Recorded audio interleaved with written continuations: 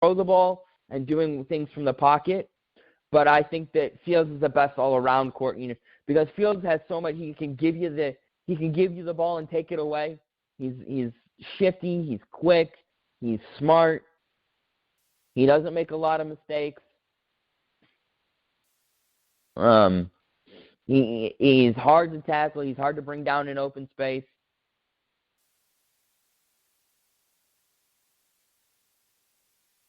I would agree with that. That's a good way to look at it. And and it's coming from a Michigan fan, it's really hard to say. Yeah, I see how those words might be sour coming out of your mouth. They don't have a good taste in my mouth. I could see that. Definitely see that.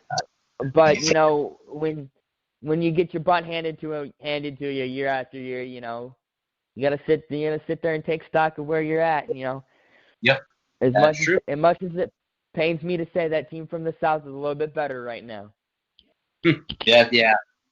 Yeah, that is true. Well, I mean, I can say the same thing from the team that's east of Tampa and Orlando is better than we are. So until that gets better and maybe Coach Scott can, beat them next season, it's here at Raymond James Stadium. So if I can credential in this year, I'll be at that game. Right. Interesting to see because he was talking in the press conference, he wants to win a division championship and he wants to beat UCF. So I think he said all the right words. Right off. Now let's go get it done. Yep. Now he's got to go get it done. Exactly. It's easy to say all the right words, but it's another thing to actually go execute.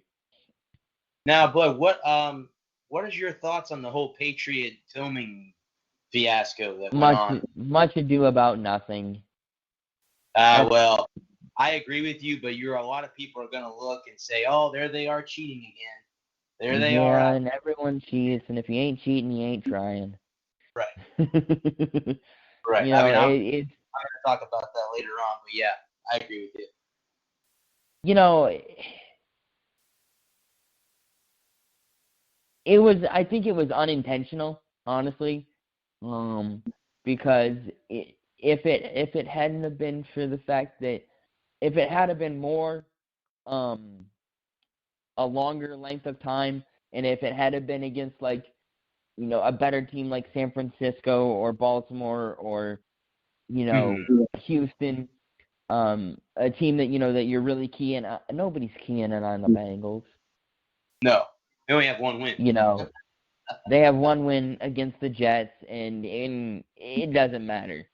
And to me, I think if there was something, what they should be looking at is what they don't want you to see. What they were, it's an old racing trick. You always put whatever you're doing on the other side of the car. You have a rag over something, and everybody's so desperate to try and find out what's under the rag that they miss you messing with what you're actually messing with. Right. And what are they really messing with is what I want to know. Yeah. Well, I mean, and then I've heard, the guy said that he didn't intentionally mean to film the field. That was not his intention, that they were there interviewing some video show or something that had to do with the Bengals or something like that. And his intention was not to film the field because, like I said, to me, if it did happen that way, I mean, again, no one's going to admit to it. I know Belichick said I had nothing to do with it. So, I mean, no one's going to admit to it if it happened. But that if it turns into us winning another Super Bowl, they're going to mention this at the end of the season. They're going to say, "Oh, against the Bengals, so they must have cheated against everybody else." Yeah, and then it's going to be from now until the heat death of the universe. Right. Well, it's that. Yeah, I mean it's the funny thing is it's not going to go away because we've had all those other things. We've had Spygate, the plate thing. So I mean, there's a lot of things that we've done and we've gotten caught. But again, what people really don't understand is there's a website, and I've seen the website myself, that every team in the NFL has been caught cheating at some point. But no one wants EveryTeamCheats.com. Right. No one wants to admit that because you know why? Because they're not winning Super Bowls. Yeah. They're not dominating the league like the Patriots have for the past, 15 years. They don't want to admit that because they're not dying. Now, have they been dominating? Let's say it's the Green Bay Packers. Let's say it's the San Francisco 49ers. Would everyone be making a big deal out of it? Probably not. Nah. The reason being is because, you know what? They don't have Tom. They don't have Bill. And that's one of the reasons why I think people are so, oh, they cheat. Okay, well, you know what? So does your team. So does your team. So I don't even want to hear that crap. Don't think that the only reason that it's going on is that we just keep getting caught doing it. That's the only thing. Yeah. No, that's the way it goes. And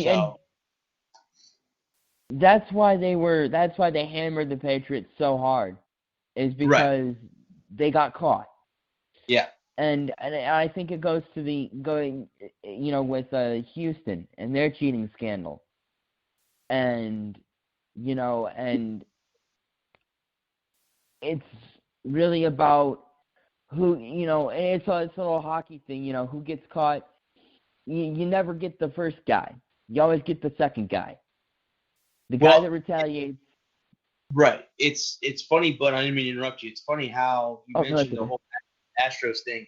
When I was at the hockey game on Monday night, my best friend, who's I've known for 20 plus years, big sports guy like I am, he's a big hockey fan, and he's the one that got me, into hockey when we were in high school together. But I mentioned to him, I said, hey, what's your thoughts on the Astros? And he told me that he expects AJ Hinch to be suspended for 1 year, for them to lose draft picks and be fined. That's what he thinks they're going to do. Now, I know you said, Bud, that you thought that they should be gone from the league. You think that Hinch should be exiled and the death penalty. So now what happens in the case of Carlos Beltran and Alex Cora? Do you exile them from the game too, or do you just punish them? I think it depends on their level of involvement. If they knew all along, I think it wouldn't be fair to exile Hinch to Black Sox Hinch, and then be like, oh well, you weren't you knew but you didn't. Nah, if you're gonna do one, you do them all, or you do none. Okay. And the way I look at it, I don't know, because it's so hard, because, Shoeless Joe Jackson, when we talked about it first broke, it was, Shoeless didn't have any part in it, and yet he still got the ban. He didn't have anything. So how is that any different if, let's say that Cora didn't have anything to do with it. Does he not get the ban too?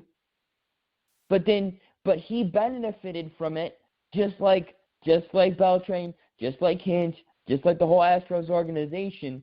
And this to me is a level of corruption that goes beyond the on the field management, because you've got to have somebody. It was the video room people, it was the stadium people that allowed them to put cameras where they knew they shouldn't have cameras. That just let it happen. And this is institutional control on the part of the MLB, a failure on the part of the MLB to understand what the Astros were doing. This goes beyond what happened in 1919, because what happened, it was in 1919. It was so easy for a handful of guys to get together and just decide to do something. And now you have so many more layers that you have to go through, so many more eyes that have to be turned the other way, so many more hands that have to be greased to have this kind of level of institutional uncontrol. That frankly, I'm kind of disgusted by thinking about it now. When it first broke, I kind of thought it was just sour grapes by losers. But no, this is not just getting this is not getting a competitive advantage. This isn't, the guy on second trying to pick up a sign or get an idea. This is out and out cheating. This is violating the rules to get an unfair advantage. Right. And if anybody else was doing the same thing, they need to be punished just as severely. It doesn't matter whether they're winning World Series or they're losing 103 games. If you're doing it, you need to be punished exactly the same way. Because if you don't punish if you only punish the winners, then the losing cheaters don't. You might as well just keep trying. And I see, and there we go again with what we were just talking about with the Patriots. So you can't tell me that a losing team, and we can use the Bengals, for example. We can use the Dolphins, whoever, as a losing record. You can't tell me that they're not trying to gain some kind of competitive edge on plays against a certain team. If anyone tells you no, they're not, that's a joke. That's a joke.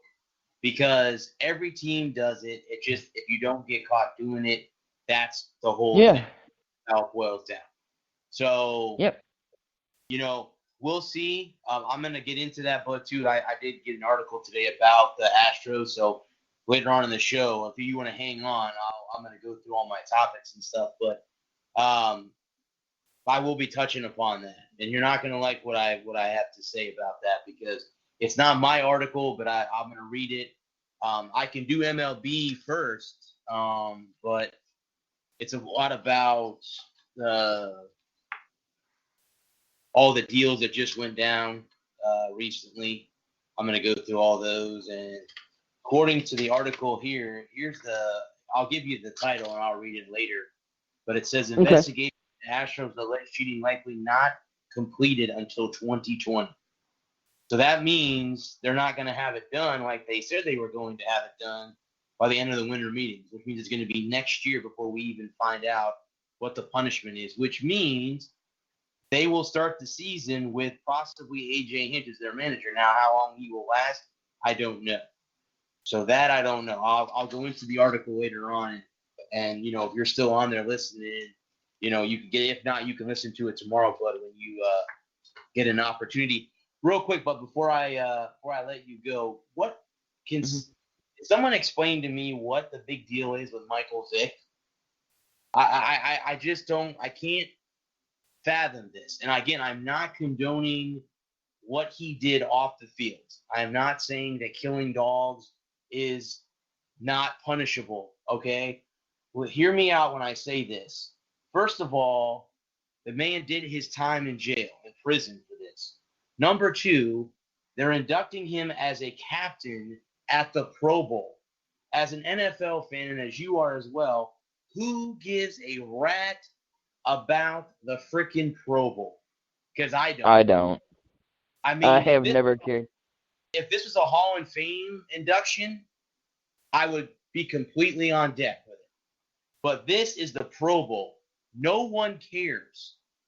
I mean, I'm sure there are some NFL fans that still watch the game. I haven't watched that game in probably 20 years. I don't care. I haven't watched in a solid 10.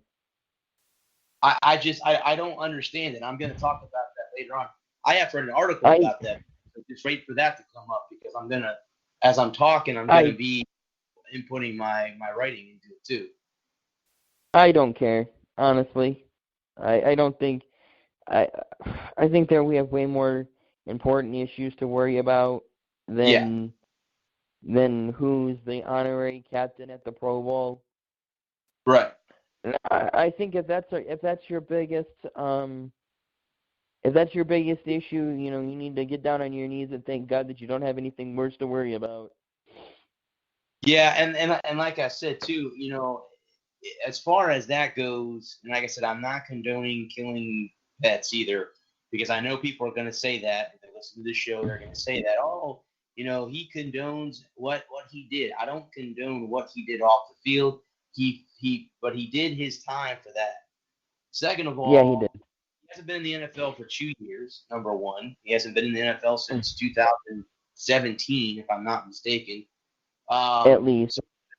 He's been out of the league, and like I